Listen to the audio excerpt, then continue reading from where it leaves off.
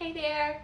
I'm back again to talk more about science fiction and spirituality as I notice it in media. My name is Jonna. I'm a chaplain and a counselor, and I love to use myth and metaphor as a way to explore the themes in our lives that are really important to us. Today in particular, before I jump in, I want to remind you that you can also find my talks on my YouTube channel, which is under my name, Jonna Garvin, or on my podcast, Sci-Fi Spirit.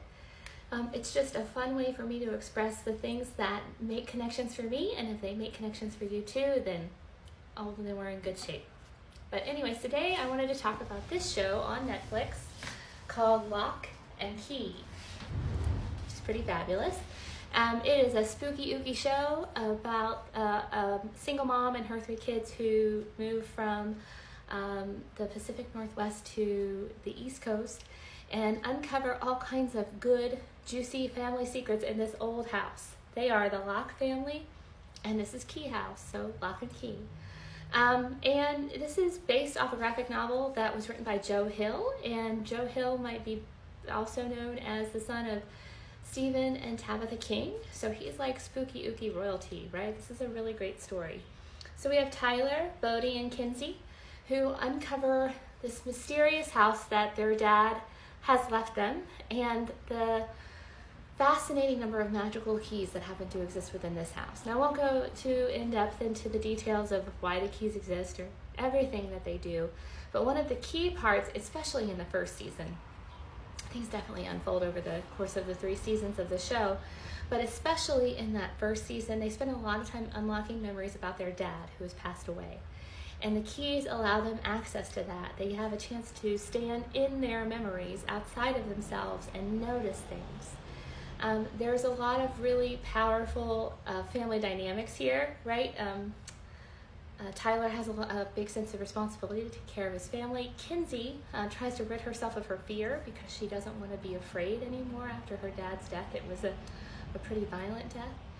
And Bodie is, in his youth, very open and adept at sensing these like magical things that are happening in the house.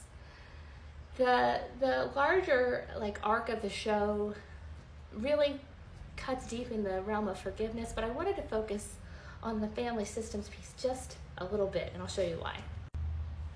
So there's this teaching about family systems theory that families are like mobiles, and when one piece moves, the whole thing moves, right? So in the case of this family, following the death of their dad, everything is shaken up. Grief can do that to us, right?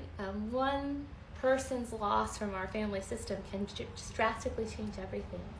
But also they're reintroduced to their uncle who lives close by to this house, so they're adding new family members. And they're also, their kids growing up, so they're having those regular kind of changes that they're experiencing through adolescence.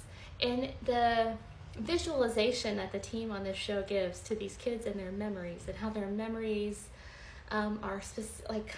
their memories exist in their psyche in a way that is specific to them. And it's just very colorful and vibrant and gives a really powerful image to what remembering, right, putting things back together can look like, and remembering properly can bring healing. And over the course of 3 years, they come to see that. They come to accept how life has unfolded for them. They find forgiveness along this journey.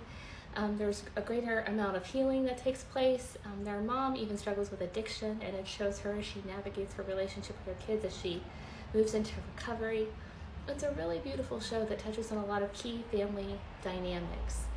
And the family systems theory is that the emotional unit of the family is in and of itself like a microcosm of what we experience out in the world. It's like a place where we figure things out. And Locke and Key, that's kind of what this show is about. These 3 kids who come more and more into adulthood as the show progresses move through this big house and this time of real upheaval as a way to figure things out for themselves. And it arcs, again, I feel like I've said that several times now, but it arcs very nicely. So again, family systems theory has a lot to tell us about how we show up. It can repeat not only in our family of origin, but in the families we create, at work, in social settings, all kinds of things. So yeah, I don't know that I have a landing point on this one, but I just like Locke as a good example of family systems theory. If you're looking to teach that or work with that, these kids show up. This family shows up in the show in a big way. Joe Hill wrote quite a powerful story about how forgiveness really is possible and healing really is possible within the family unit. So I hope y'all are having a wonderful day. Take care, and I'll talk to you again soon.